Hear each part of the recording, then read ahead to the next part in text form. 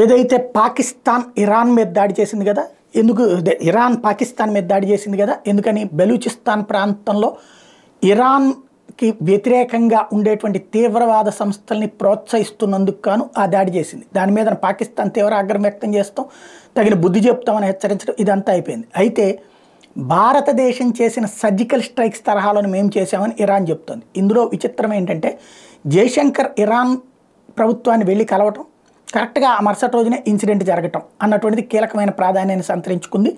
Iran చేస్తున్న చర్యని భారతదేశం సమర్థిస్తోంది కూడా. ఎందుకంటే తీవ్రవాదాన్ని అంతం చేసే చర్య ఎక్కడున్నా సరే తీవ్రవాది మన దేశాన్ని నాశనం చేయడానికి సిద్ధపడేవాడు వేరే దేశంలో షెల్టర్ తీసుకుంటే ఆ దేశం వాడిని పట్టి మనకు అప్పచెప్పాలి, వాడిని శిక్షించాలి. అలా కాకుండా వాడిని కాపాడుకొస్తూ వాడిని పెంచి పోషించి ప్రోత్సహిస్తూ ఉంటుంది Pakistan.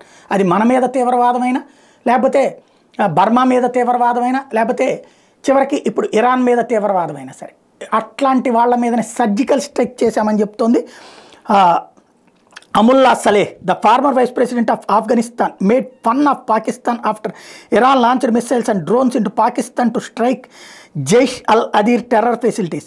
In a post on X, Saleh reminded Pakistan of India's 2019 surgical strikes in Balakot. He claimed that despite having a nuclear weapons, Pakistan is attacked from all sides.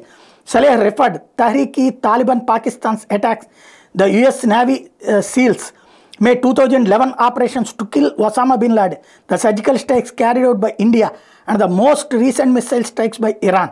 ఇది ఆఫ్ఘనిస్తాన్ ఇప్పుడు వెక్కిరిస్తోంది పాకిస్తాన్ని. అన్ని వైపుల నుంచి దాడి చేస్తుంటే చేతకాని దద్దమ్మలు మీరు. ఓ పక్కన ఇంతకుముందు అమెరికా వాళ్ళు వచ్చి బిన్ లాడెన్ని నావీ సీల్స్ ద్వారా చంపేశారు మీ దేశంలోకి వచ్చి. ఇండియా వచ్చి 2019లో బాలాకోట్లో లేపేసింది. ఇప్పుడు ఇరాన్ వచ్చి మీ మీద దాడి చేస్తోంది. మీరు ఏం చేయగలుగుతున్నారు అంటూ నిలదీస్తూ వెక్కిరింతలతో సర్జికల్ స్ట్రైక్స్ మీ దేశంలో జరుగుతున్నాయని చెప్పి ఆఫ్ఘనిస్తాన్ మంత్రి పాకిస్తాన్ని రెచ్చగొడుతున్నారు.